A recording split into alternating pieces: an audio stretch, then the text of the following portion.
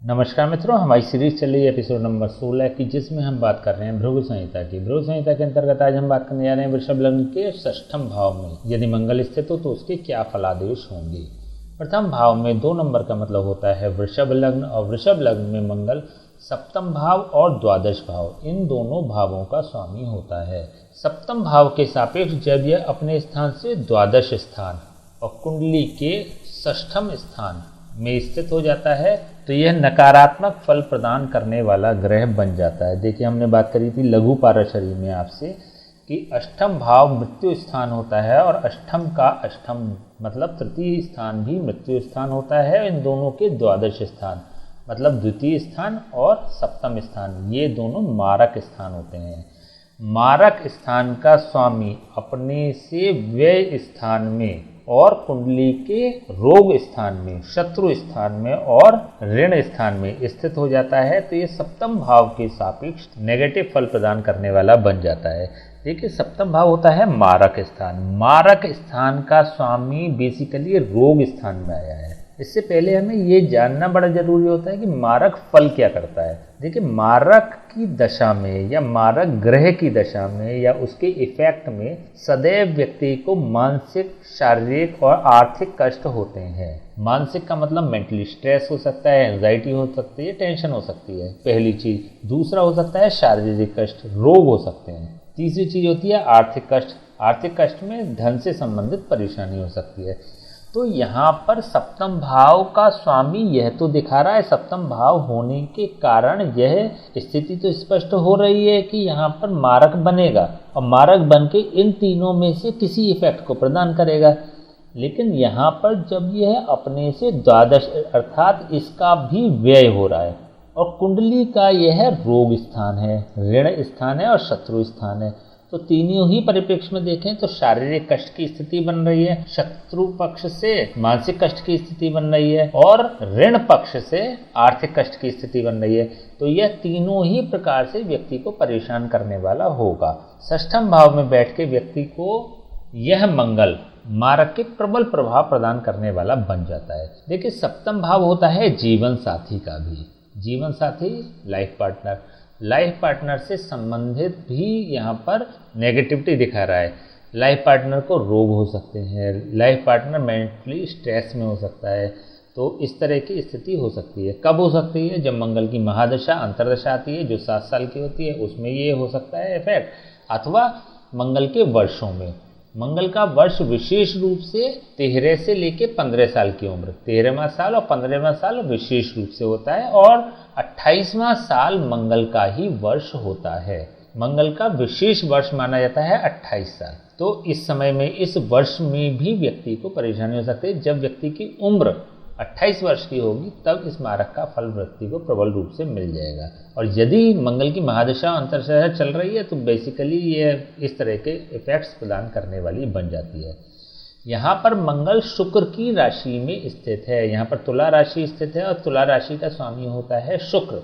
मंगल शुक्र को समभाव से देखता है, तो यहाँ पर शुक्र की राशि होने के कारण इसके इफेक्ट्स कम होंगे या ज़्यादा होंगे यह मैटर नहीं करेगा। यहाँ पर शुक्र का मतलब ये हो गया, शुक्र की राशि का मतलब ये हो गया कि यह न्यूट्रल फल प्रदान करने वाला होगा। कौन न्यूट्रल फल प्रदान करेगा? शुक्र मंगल के सापेक्ष न्यूट्रल फल प्रदान करने वाला होगा। क्यों होगा? क्योंकि यहाँ पर मंगल शुक्र को समभाव से देखता है। तो यहाँ पर मंगल किसकी राशि में है यह मेजर इफेक्ट नहीं करेगा। लेकिन हाँ, मंगल रोग स्थान में है, ऋण स्थान में है और शत्रु स्थान में है, इस बात का विशेष इफेक्ट पड़ेगा। सप्तम भाव होता है व्यापार का भाव। व्यापार में भी हानि का योग दिखाता है ये मंगल। व्यापार ऐसे व्यक्तियों को नहीं करना चाहिए और विशेष रूप से मंगल की महादशा अंतर्दशा में नहीं स्टार्ट करना चाहिए। यदि करते हैं तो व्यक्ति को नुकसान ही होगा। दूसरे परिप्रेक्ष्य में यदि हम देखते हैं तो सप्तम भाव होता है केंद्र स्थान। हमने जब भावों के सिद्धांत की आपसे चर्चा करी थी तो आपको बताया था कि चतुर्थ स्थान, सप्तम स्थान और दशम स्थान, इट मीन्स कि चतुर्थ भाव, सप्तम भाव और दशम भाव, ये तीनों ही केंद्र भाव होते हैं और इसमें भी चतुर्थ से सप्तम बली और सप्तम से दशम बली होता है। तो इट मीन्स कि चतुर्थ से बेहतर केंद्र सप्तम भाव माना जाता है। केंद्र का मतलब होता है शुभ प्रभाव देने वाला भाव। लेकिन यहाँ पर भी एक नेगेटिविटी हो रही है। कभी भी केंद्र स्थान का स्वामी जब तृक स्थान में बैठता है अथवा त्रिषडाय स्थान में बैठता है तो नेगेटिव ही फल प्रदान करने वाला होता है। यहाँ पर छठा भाव, आठवां भाव और 12वां भाव तृक स्थान होते हैं और तृतीय भाव, षष्ठम भाव और एकादश भाव तीनों ही त्रिषडाय भाव होते हैं। तो यहाँ पर मंगल त्रिषडाय भाव में भी स्थित है और तृक स्थान में भी स्थित है, क्योंकि छठा भाव तृक स्थान और त्रिषडाय स्थान दोनों का ही प्रतिनिधित्व करने वाला भाव होता है।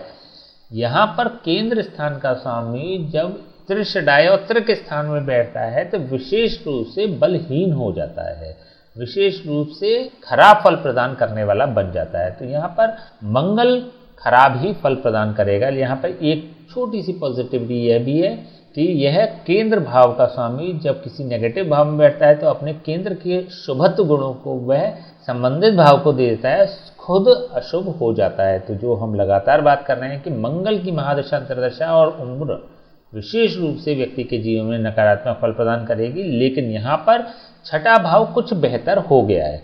छठे भाव में केंद्र के गुण आ गए हैं, केंद्र के शुभत्व वाले गुण आ गए हैं। तो यहाँ पर नौकरी के परिप्रेक्ष्य में देखें, क्योंकि यहाँ पर छठा भाव जो होता है वो जॉब का भी कारक होता है।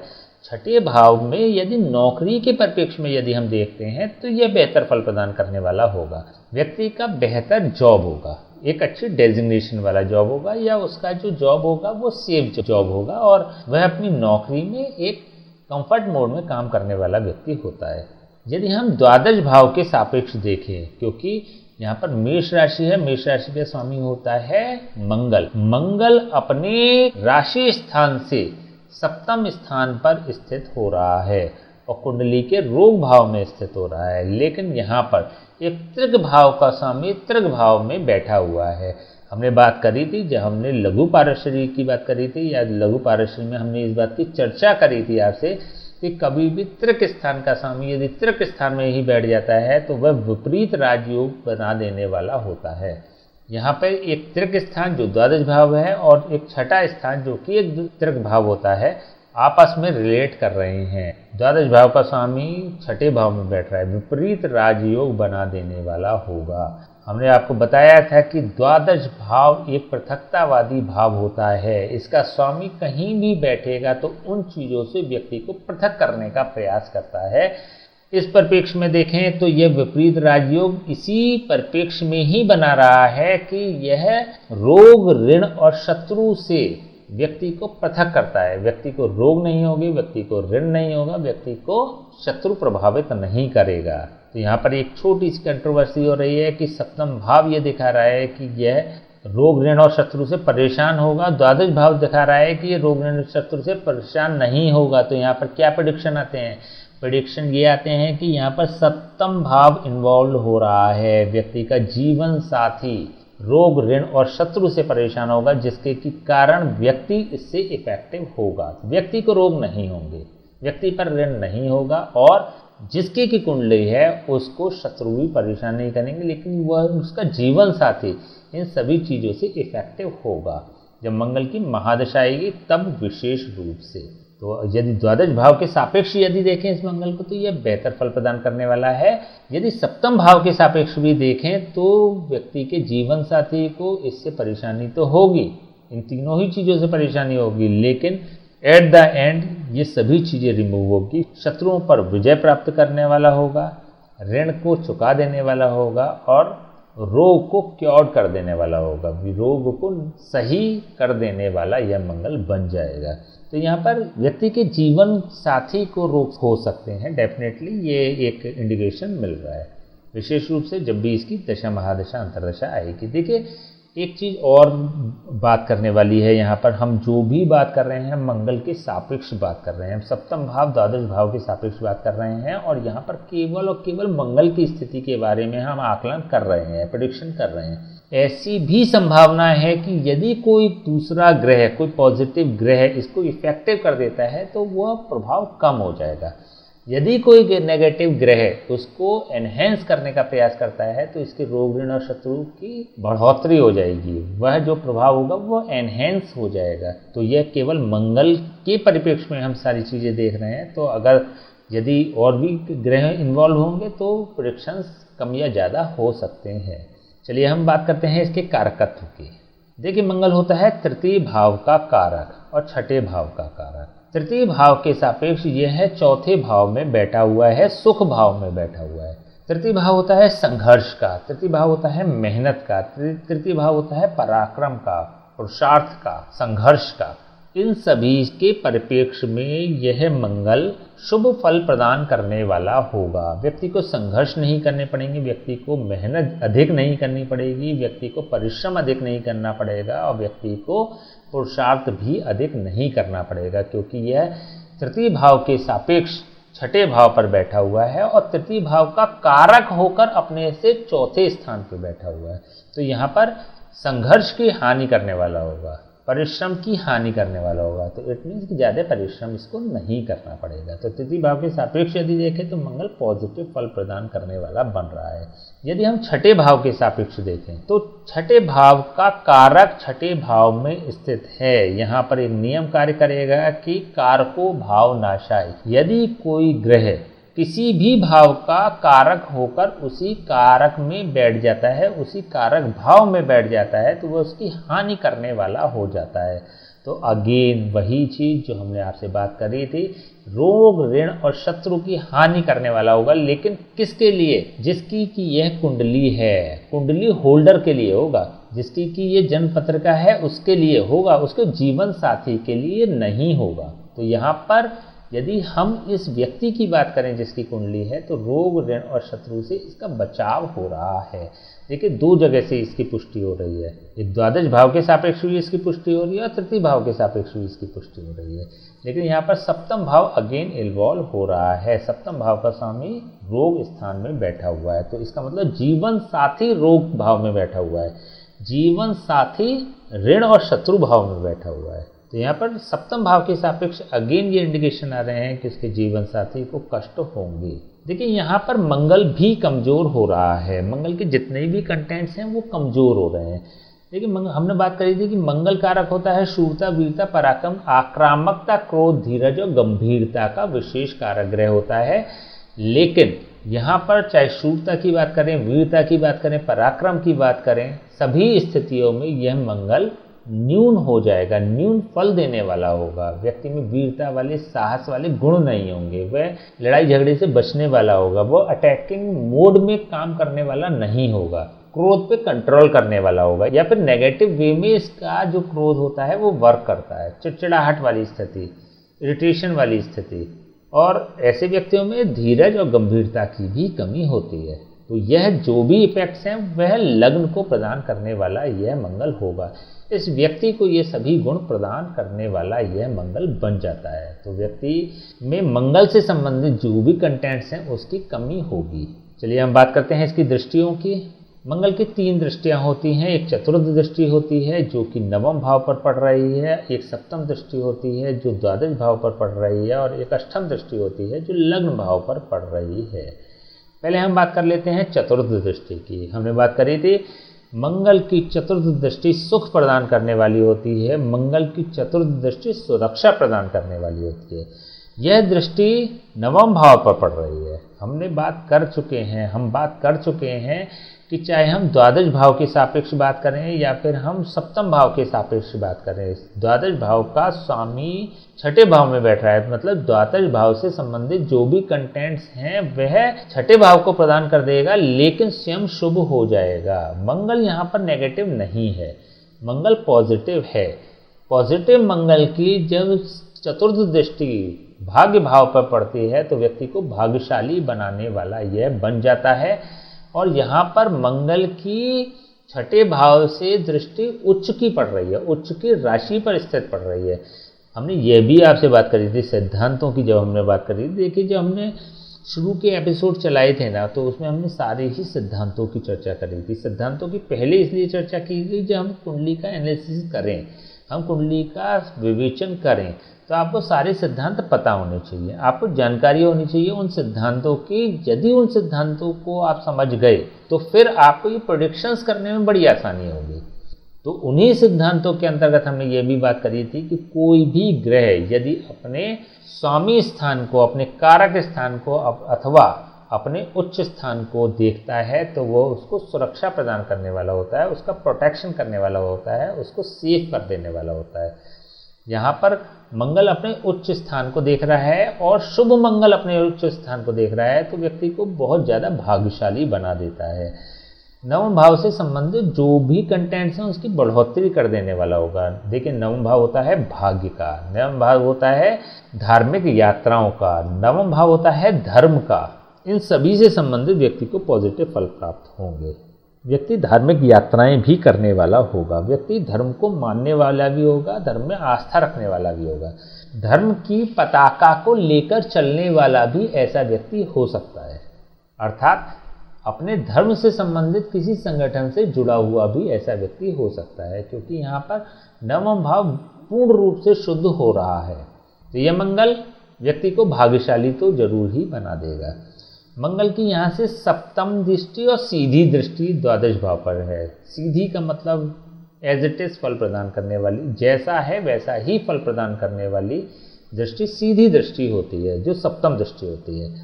मंगल छठे भाव से बैठकर द्वादश भाव में दृष्टि दे रहा है तो इट मीन्स क्योंकि मंगल शुभ हो गया है तो व्यक्ति की हानियों को बचाने वाला होगा, व्यक्ति के ओवर एक्सपेंसेस को बचा देने वाला होगा और व्यक्ति को विदेश की यात्राएं करा देने वाला भी ऐसा मंगल हो जाता है। विदेश से संबंधित अथवा दूरस्थ यात्राओं की भी हम बात कर सकते हैं, दूरस्थ यात्राएं करा देने वाला होगा। व्यक्ति भोगी प्रवृत्ति का भी हो सकता है, भोग करने वाला भी हो सकता है, क्योंकि देखिए मंगल यहाँ पर शुक्र की राशि में बैठा हुआ है। मंगल और शुक्र का कॉम्बिनेशन व्यक्ति को भोगी बना देता है। जब हमने ग्रहों के सिद्धांत की बात कर रही थी, ग्रहों के सिद्धांतों पर सीरीज चलाई थी, चाहे वो एपिसोड नंबर 3 हो या फिर एपिसोड नंबर 8 हो, दोनों ही एपिसोड में हमने विस्तार से सभी ग्रहों के बारे में चर्चा करी थी।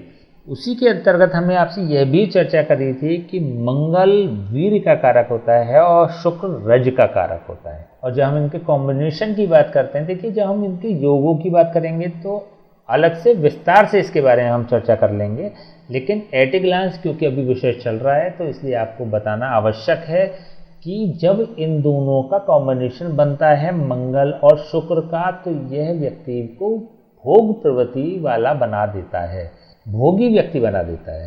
तो मंगल शुक्र की राशि में बैठकर जब द्वादश भाव को देखता है, देखिए द्वादश भाव भी जो होता है ना वो भोग का होता है, द्वादश भाव जो होता है वो रिलैक्स का होता है। जैसे अगर हम बात करें ना लिटरेचर्स की तो वहाँ पर शय्या सुख शब्द आया है, शय्या सुख प्रदान करने वाला द्वादश भाव ही होता है। शय्या सुख से मतलब जो व्यक्ति की सेक्सुअल लाइफ होती है वह द्वादश भाव रिप्रेजेंट करता है, और यहाँ पर मंगल शुक्र की राशि में बैठकर द्वादश भाव को देख रहा है तो डेफिनेटली यह व्यक्ति को भोग अवश्य ही प्रदान करेगा। देखिए इसका गलत एस्पेक्ट्स में मतलब नहीं निकालना चाहिए, तभी हमने आपसे बताई क्योंकि विषय चल रहा है इसलिए हम चर्चा कर रहे हैं, लेकिन इसकी विस्तार से भी हम चर्चा करेंगे क्योंकि बहुत ज़्यादा भ्रांतियाँ भी हैं, बहुत ज़्यादा कन्फ्यूजन्स भी हैं लोगों में, तो इसको किसी गलत वे में नहीं लेना चाहिए। भोग प्रदान करना तो स्त्री अपने पति के साथ या फिर पुरुष अपने पत्नी के साथ भी भोग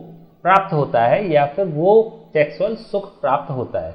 यहाँ पर किसी भी ऐसे शब्द की हमने चर्चा नहीं की कि पराये पुरुष से अथवा पराई स्त्री से, किसी दूसरी स्त्री अथवा किसी दूसरे पुरुष से, हम एक जनरल बात कर रहे हैं कि व्यक्ति को भोग प्राप्त होगा। तो यहाँ पर इसका किसी भी तरह से मैनिपुलेशन ना किया जाए और अननेसेसरी किसी कंफ्यूजन में नहीं रहा जाए। तो यहाँ से मंगल की जब सीधी दृष्टि द्वादश भाव पर पड़ती है तो द्वादश भाव से संबंधित यह पॉजिटिविटी जनरेट करने वाला बन जाता है। मंगल की छठे भाव से अष्टम दृष्टि लग्न स्थान पर है। हमने बताया था कि अष्टम दृष्टि विध्वंसकारी होती है। मंगल की अष्टम दृष्टि नकारात्मक फल प्रदान करने वाली होती है। मंगल की जब अष्टम दृष्टि लग्न स्थान में पड़ती है तो लग्न को पीड़ित करने वाला यह मंगल बन जाता है। रोग ऋण और शत्रु वाले कंटेंट्स जब मंगल रखता है तो वह लग्न को भी यही प्रदान करता है, नेगेटिव वे में प्रदान करता है। तो यहाँ पर यह संभावना पूर्ण रूप से बन रही है कि व्यक्ति स्ट्रेस में रहेगा।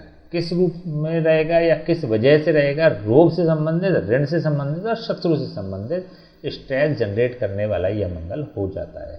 तो यहाँ पर एक प्रबल संभावना यही बन रही है कि व्यक्ति का जो जीवन साथी होगा वह रोगी हो या फिर ऋणग्रस्त हो अथवा शत्रु से परेशान हो। लेकिन ये जो कॉम्बिनेशन बन रहा है ये भी बना रहा है कि हो सकता है कि व्यक्ति स्वयं भी हो। यहाँ पर हमें देखना पड़ेगा शुक्र की स्थिति क्या है, यह भी हमें आकलन करना पड़ेगा, तब हम इस नतीजे पर पहुँच सकते हैं कि व्यक्ति को होगा कि नहीं होगा, व्यक्ति को रोग होगा कि नहीं होगा। लेकिन साधारण स्थिति में देखें या फिर एक जनरल मंगल के प्रेडिक्शंस के आधार पर देखें तो बहुत ज़्यादा प्रबल योग बनते नहीं हैं कि व्यक्ति को स्वयं रोग हो। वो एक अलग बात है कि 28वें साल में या फिर मंगल की महादशा अंतर्दशा में व्यक्ति रोगी हो जाए, कोई हल्की फुल्की बीमारी हो जाए या कुछ मेजर समस्या भी हो सकती है जिससे भी वह क्योर्ड हो जाता है जल्दी ही। लेकिन हाँ, यहाँ पर मंगल छठे भाव में होने के कारण व्यक्ति को एनर्जी की कमी तो दिखा ही देता है, व्यक्ति के जीवन साथी को भी एनर्जेटिक नहीं बनाता, इम्यूनिटी को डाउन करता है। चलिए हम इसके उपाय की बात कर लेते हैं, क्या उपाय हो सकते हैं इस मंगल के। देखिए, रोग, ऋण और शत्रु के स्थान में बैठकर मंगल शुभ तो फल नहीं कर रहा है, तो फर्स्ट ऑफ ऑल अगर आप चाहें तो इसको मूव ही करा ले तो ज़्यादा बेहतर रहेगा।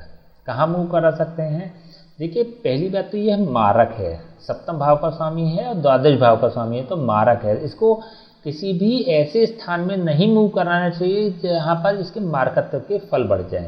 जैसे यदि हम इसको नवम भाव में मूव कराते हैं या इसके प्रभाव को मूव कराते हैं बेसिकली, तो यहाँ पर यह मंगल उच्च का हो जाएगा या उच्च के से प्रभाव प्रदान करने वाला हो जाएगा, लेकिन यह मारक है तो यह और कठिन स्थिति हो सकती है किसी भी व्यक्ति के लिए, मारकत्व के प्रभाव बढ़ जाएंगे।